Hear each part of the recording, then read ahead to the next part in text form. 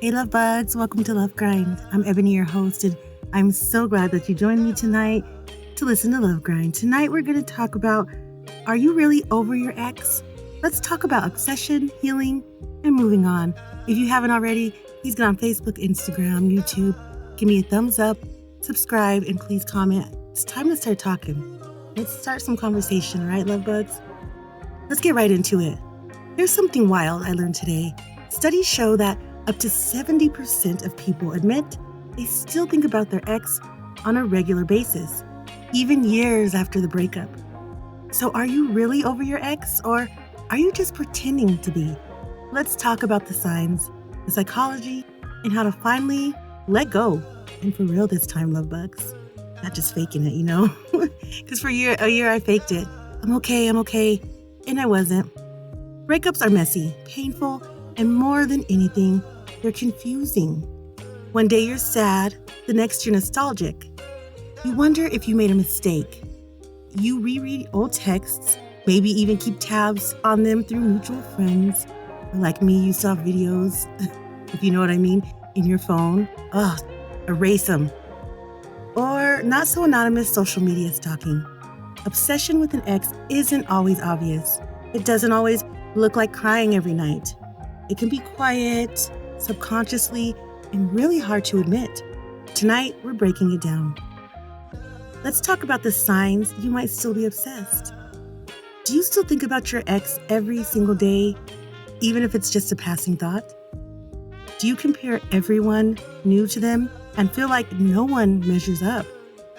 Do you still visit their profile, maybe hoping to catch something, anything?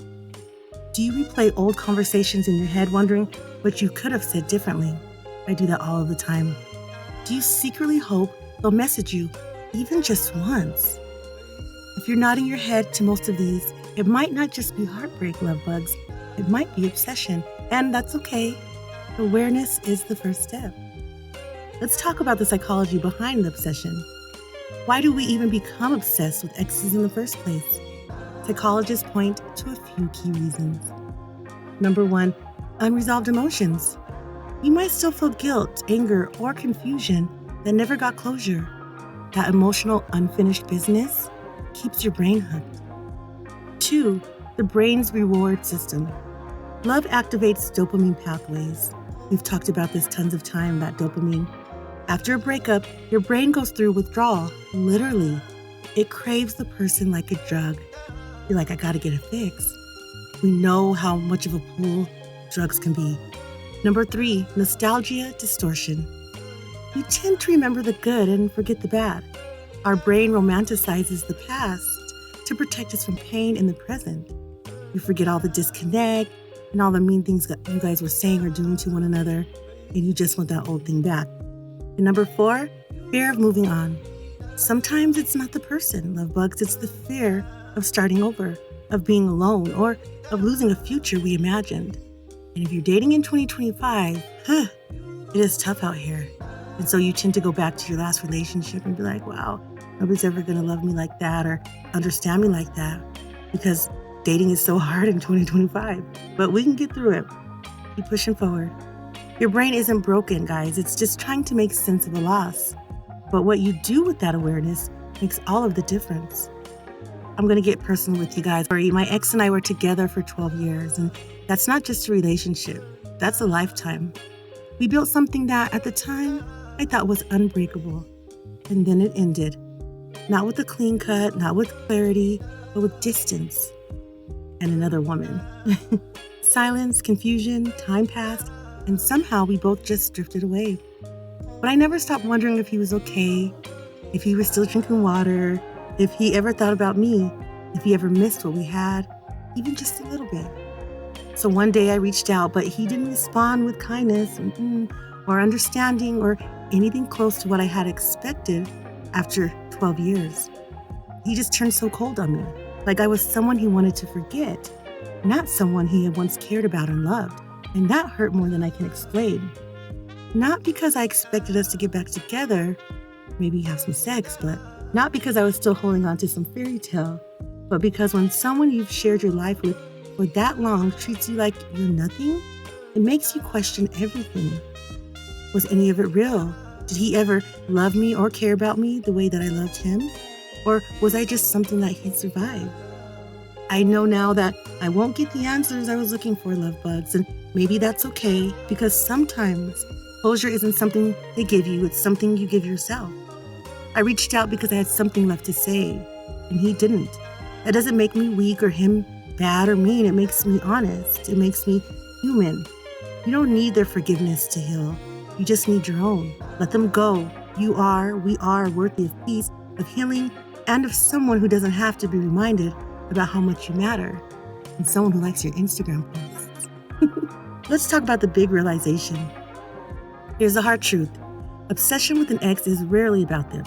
It's about the version of yourself that existed when you were with them. Maybe you felt more loved, more wanted, more alive. Or maybe they were a distraction from parts of yourself you didn't want to face. Healing begins when you stop asking, do they still think about me? And you start asking, what am I holding on to? Let that question sit with you. What am I holding on to? Because it leads to a more powerful one.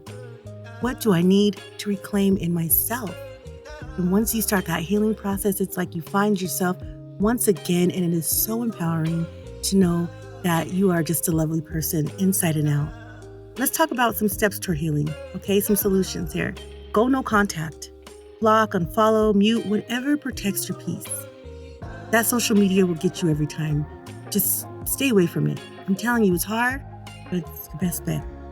Journal honestly, not just about the good times, write about what hurt. Find your identity outside of that relationship. Explore hobbies, friendships, goals. Maybe you want to talk to someone, a friend, a therapist, love grind, or a support group that can give you clarity. And maybe forgive, but not unnecessarily reconnect. Forgiveness is for you, love bugs, not for them. Healing isn't linear. Some days you'll feel free, other days you'll miss them like crazy. But each day you choose yourself, you win. Because if you don't forgive them and you're still vengeful and you feel betrayed, you can't get over that hump of healness. And that's what we're trying to do. It's easier said than done, yes, but it can and has been done. We're not the first ones with a heartbreak, and we won't be the last. If this hit home, share your story in the comments. No judgment, just community. And if you're ready to move forward like I am, check out our next show, 5 Steps to Emotionally Detach from Your Ex. Trust me, it's one you won't want to miss.